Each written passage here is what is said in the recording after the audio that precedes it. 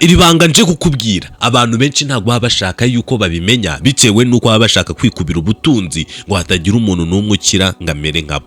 Aya mabanga rero nje kukubwira nuyakoresha nta kabuza nawe uzisanga ubaye mu miliyoneri bitewe nuko ibitabo byinshi byari byanditsemo ano mabanga barabifashe barabitwika, ibindi bitabo byari byanditsemo ano mabanga barabifata babibika ahantu kure babirindisha n'abarinzi bafite imbunda n'izindi ntwaro zikomeye kugira ngo hatazagira umuntu n'umwe ubisoma ngahinduke nawe umuherwe nk'abandi bose. Dore ibanga rya mbere rero, ugomba kuba uri wa muntu ukora afite icyo ashaka. Buri abantu benshi cyane bakunda gukora nta ntumbero bafite, bakunda gukora atavuga ati wenda nzagera kuri iki ngiki. Ibi nta kabuza rwose wisanga n'ubundi amafaranga yose ukoreye uhita uyakemuza ibibazo, ariko mu gihe ukora ufite intumbero ubika udufaranga dukenya tuzagufasha kugira ngo ugere kuri ya ntumbero. Iri rero ni ibanga. Murabizi neza yuko abantu benshi cyane bakunda gusevinga bafite intumbero avuga ati tegete nge nzagera kuri iki ngiki, nta kabuza rwose babigeraho. Ariko wa muntu ukora atazi icyo ashaka, wa muntu udafite intumbero yaho ashaka kugera, nta kabuza yakoze ntibikunda. Dore rero irindi banga riri muri ibi bitabo babitse kure kugira ngo atazagira umuntu n'umwe ubisoma, ni iri ngiri: gukora. Buriya twese turakora pe, ariko nta muntu ukora ngo akoresha umubiri we uko bikwiye. Buriya nego ntibyanakunda kuko bundi gukoresha abahanga bavuga yuko nta muntu n'umwe wari wakoresha umubiri we 100%, ariko ugomba gukora byibura kwa handi wumva imvune.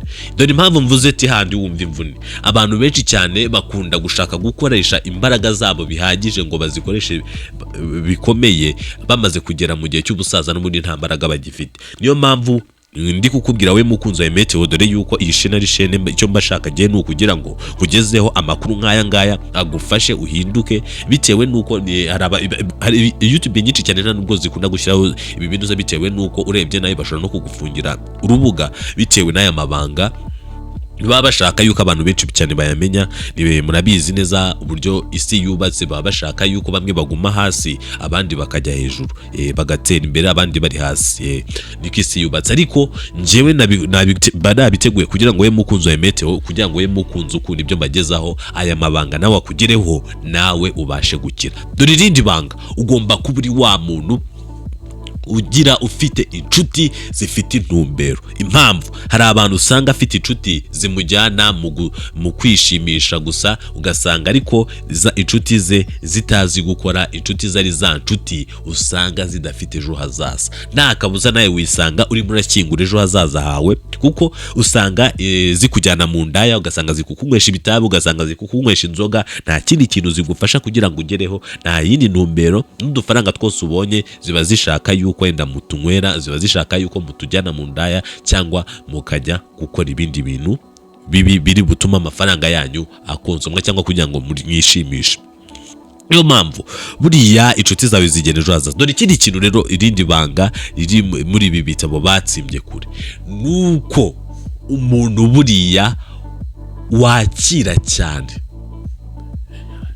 niwe utera imbere kurusha utanga cyane. Dore impamvu babivuze, uko ugomeza kugenda utanga wenda nk'urugero niba uri gutanga amafaranga cyane, utanga amafaranga uri muri ayatakaza ntabwo uri murayinjiza. Niyo mpamvu byose yego sinkubwiye ngo uhinduke ingona abagusabye amafaranga nka famille ntukajye uha amafaranga cyangwa abandi, ariko ugomba kugira igipimo ntarenga ukavuga ati wenda nzajya ntanga aya ngaya ariko nanjye ni saving. Hari abantu usanga bafite umutima bwiza, ugasanga udufaranga twose akuriye ahise dutanga, nta kabuza kugira ngo uzagire ugera kugira ngo uzagere kure biragorana. Niyo mpamvu mukunzi wa Meteo byambabaza cyane, byandakaza bitewe nuko ibiganiro mba nakoze ari ibiganiro bishobora kugufasha kugira ngo nawe wisange wabaye umuherwe. Ariko rero mu gihe ubyumvishe ntibigire ikintu bihindura mu buzima bwawe, ntibigire ikintu bizana n'impinduka mu buzima bwawe buri bugufashe, byambabaza cyane. Dore ikindi kintu rero ugomba banga nyine bashyize muri ibi bitabo ni iri ngiri: ugomba kuzajya amahirwe yose aje ntaguceho.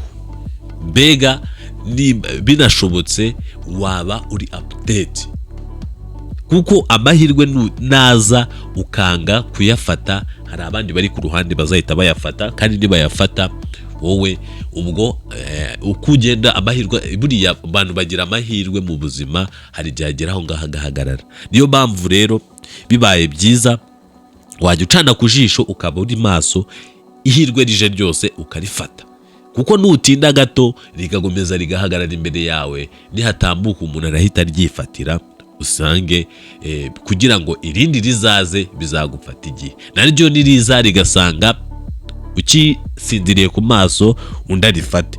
Niyo mpamvu we mukunzi wa Meteo rwose ndi kukwinginga, ndi kugusaba, dore koresha aya mabanga kandi witonde, wirinde n'abantu bose baza bagushuka ngo buriya batubuzi baragwiriye, mugomba kwirinda n'abantu babashuka ngo murakubirwa kabiri. Ibi ngibi impamvu mbishyizemo nuko byagwiriye, ugasanga barimo barakoshya ngo ari kampeni ngo zo hanze ngo baguha amafaranga ngo baragukubira. Ibyo ngibyo ugomba kubyirinda, bitewe nuko ibyo nta handi bishobora kukugeza, ahubwo ushobora kwisanga amafaranga nta mafaranga bagira. Mwese we barimo baragusaba amafaranga kugira ngo bagukubire, bo ubwabo bakubya yabo nabo baba bayakeneye. Rero abanyarwanda mucane ku maso, abanyarwanda mwige gukora cyane aho kugira ngo mutegereze amafaranga mutavunikiye. Bitewe impamvu mbivuze ibi ngibi nuko abantu benshi cyane bagwiriye baba bashaka amafaranga batavunikiye, kandi aya mafaranga nta kintu yakugezaho, bitewe nuko n'ubundi aba ameze nk'ari nta nubwo yabona kwanza ntago yabona. Ubwo wisanga urimo urashora abandi nabo bazakwita ikivume, bazavuga ati yadushoye.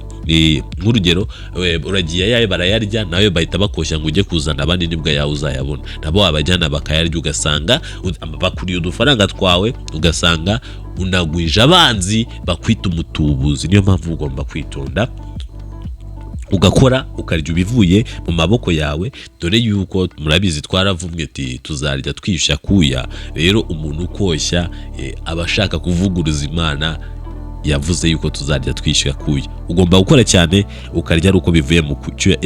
Buriya kuva icyuya ntago icyuya kiva gusa mu gukoresha imbaraga cyane, ushobora no gukoresha ubwonko.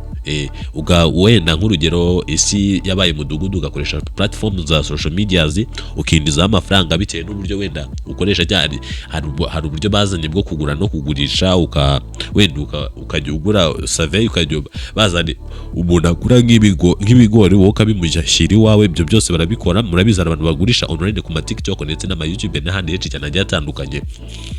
We rero ugomba guhitamo inzira imwe yawe, uburyo uzabiramo icyuya, nimba uzakibira ukoresheje ubwonko, nimba uzakibira ukoresheje imbaraga, ukirinda abantu baza bagushuka gushora ahangaha uri kuba. Buriya icyo nkundira izi platform za YouTube ndetse na TikTok, ntago bigusaba gushora, ubwo bigusaba IQ, gukoresha ubwonko bwawe, ugakora content nzima, abantu bakayikurikira, ukinjiza amafaranga yawe, ariko ukirinda abantu baza bagushuka gushora amafaranga bagukubire.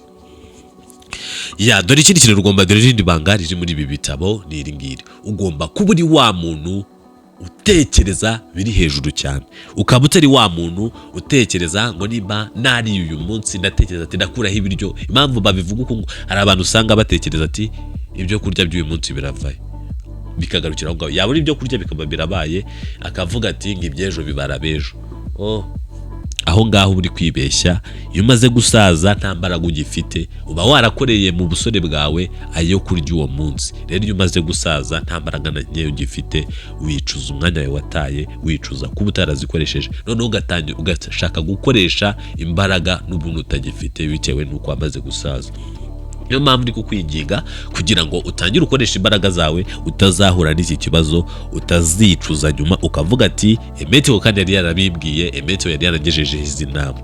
Dore yuko ibi biganiro uri nk'umubyeyi ubyumvisha, ushobora no kukidownloadinga ukaza kucyumvisha umwana wawe, dore yuko aba arimo inyigisho nyinshi, harimo ibintu byinshi byabafasha kugira ngo nabo bahinduke, kugira ngo nabo bisange bafite ibitekerezo biri hejuru cyane.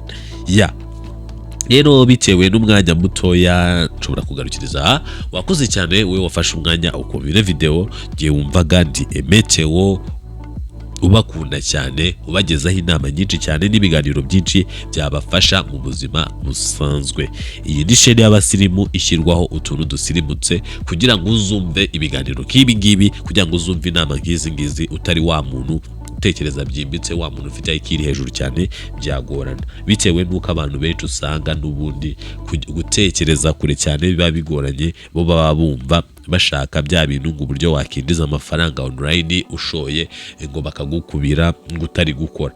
Kora cyane, koresha ubwonko bwawe, ukoresha imbaraga zawe, nibwo amafaranga azaza. Amafaranga ntago yikuba yicaye, ubwo amafaranga yikuba uri gukora uvunika. Wakoze.